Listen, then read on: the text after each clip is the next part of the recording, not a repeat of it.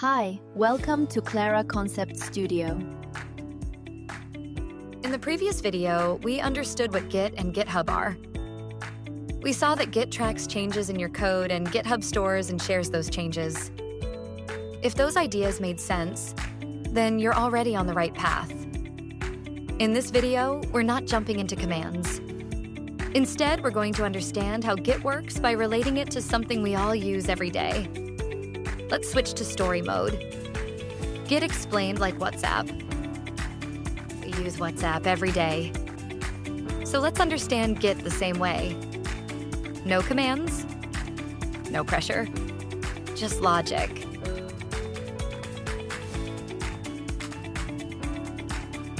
Before we go into Git commands, let's make it simple. Please, Git already scares me.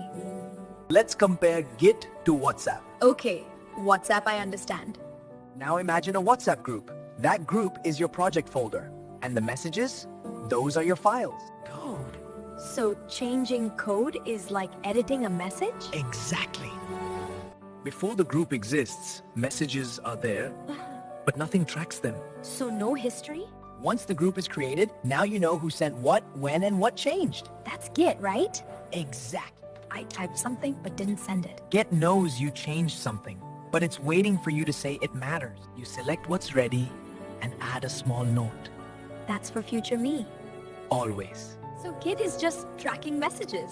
Who changed what, when, and why? Why didn't anyone explain it like this? If all of that made sense, congratulations. You already understand Git. Now let's map this story to the actual Git concepts. Very quickly. Repository. A repository is the folder where Git tracks your project and its history. It's the WhatsApp group itself.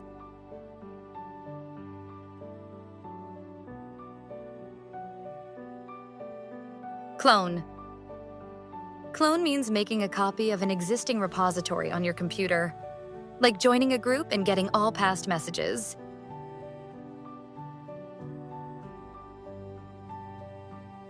Stage. Stage means telling Git which changes you want to save next, like selecting which messages you actually want to send.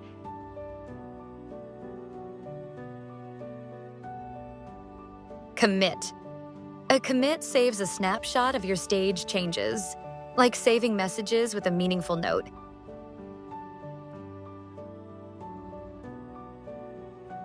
Push. Push sends your commits to the remote repository, like sending messages to the group so everyone can see them.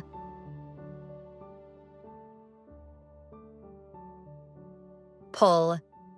Pull gets the latest changes from the remote repository, like receiving new messages sent by others.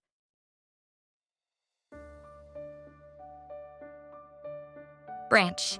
A branch lets you work on a separate version of the project, like having a side conversation without disturbing the main chat.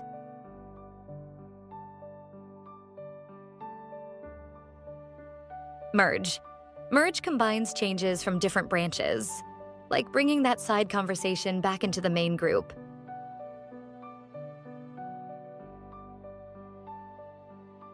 That's it. That's Git. Not scary, not magical. Just tracking messages. Who changed what, when, and why. If this video made things clearer, if at any point you thought, oh, okay, that makes sense now. That's your sign to like this video.